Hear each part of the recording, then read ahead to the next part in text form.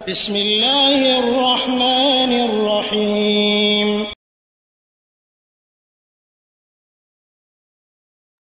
ওয়ালাইকুম আসসালাম রহমতুল্লাহ বারাকাত। কুয়েত থেকে সালেহ আহমদ ভাই জানতে চেয়েছেন যে তার এক বন্ধু বা তার এক ভাই তিনি ইউরোপ কান্ট্রিতে কোনো এক রেস্টুরেন্টে কাজ করেন। এখন সেখানে নেশা জাতীয় দ্রব্য বিক্রি করা হয়, আর ওই ব্যক্তি রুটি বানান। এখন সেখানকার টাকা নেওয়া জায়েজ হবে কিনা?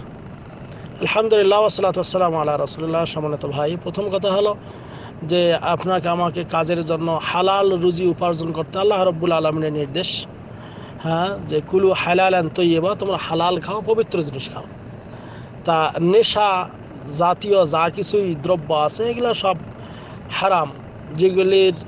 যেটা খাওয়াও হারাম, সেটার ব্যবসাও হারাম। যেমন আল্লাহ রাব্বুল আলামিন বলতেছেন, ইন্নামাল খামরু ওয়াল মাইসিরু ওয়াল আনসাব ওয়াল আজসাম রিজসুম মিন আমালিশ শাইতান ওয়াল আজলাম রিজসুম মিন আমালিশ শাইতান ফাজতানিবুহ। আল্লাহ বলতেছেন ইন্নামাল খামরু ওয়াল মাইসিরু, নিশ্চয় মদ এবং জুয়া, ইন্নামাল খামরু ওয়াল মাইসিরু ওয়াল আনসাব ওয়াল আজলাম, এবং এই মূর্তি পূজার জন্য লটারি করা এবং যাবতীয় মূর্তি পূজা, এগুলি সব লটারি এবং মূর্তি পূজা যা কিছু এগুলো আছে এগুলো সব হারাম। তো এখান থেকে যেটা খামর বলা হয়, খামর মানে এই মদ বা নেশা জাতীয় জিনিস, এইগুলি এই জন্য করে আপনার আমার এগুলার ব্যবসাও হারাম, এগুলার অর্থও হারাম।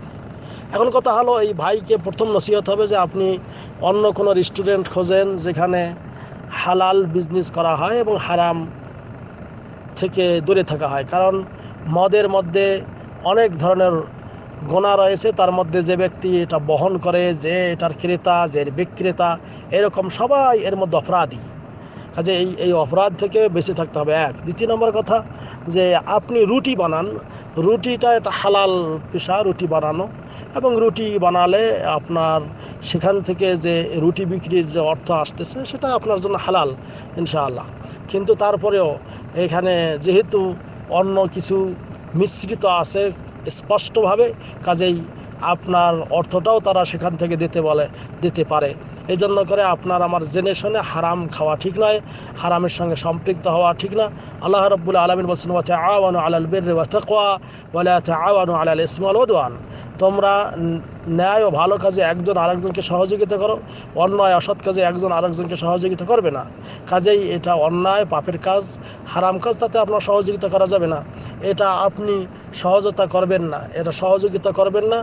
এই জন্য করে আপনার উচিত হলো, এক নম্বর কথা, যে আল্লাহর কাছে কামনা করেন এবং এই হারাম থেকে বাঁচার চেষ্টা করেন। আর হালাল রুজি কোথায় পাওয়া যায় সেরকম রেস্টুরেন্ট খোঁজেন এবং সেখানে চাকরি করার জন্য চেষ্টা করেন। কারণ আল্লাহ রাব্বুল আলামিন বলতেছেন, ওয়া মান ইয়াত্তাকিল্লাহা ইয়াজআল লাহু মাখরাজা, যে ব্যক্তি আল্লাহকে ভয় করবে আল্লাহ তার একটা পথ বের করে দেবেন। আপনি যদি সত্যিকার আল্লাহকে ভয় করে আপনি হালাল রুজি কামাই করার চেষ্টা করেন, ইনশাআল্লাহ আল্লাহ একটা পথ আপনাকে দেখিয়ে দেবেন, তাতে কোনো সন্দেহ নেই। কিন্তু আপনার শ্রম দিয়ে যা আপনি অর্থ নেন আপনার জন্য হালাল, কিন্তু তারপরেও যদি উৎসটা তার হারামের হয় এবং হারামের সহযোগিতা হয়, এজন্য গুনাহগার হবেন। এই আল্লাহ গুনাহ থেকে আমাদের বাঁচা দরকার এবং হালাল রুজি উপার্জন করার চেষ্টা করা দরকার। হাযা আল্লাহু আ'লাম বিসওয়াব ওয়া সাল্লাল্লাহু আলা নবিয়িনা মুহাম্মদ। আসসালামু আলাইকুম ওয়া রাহমাতুল্লাহ।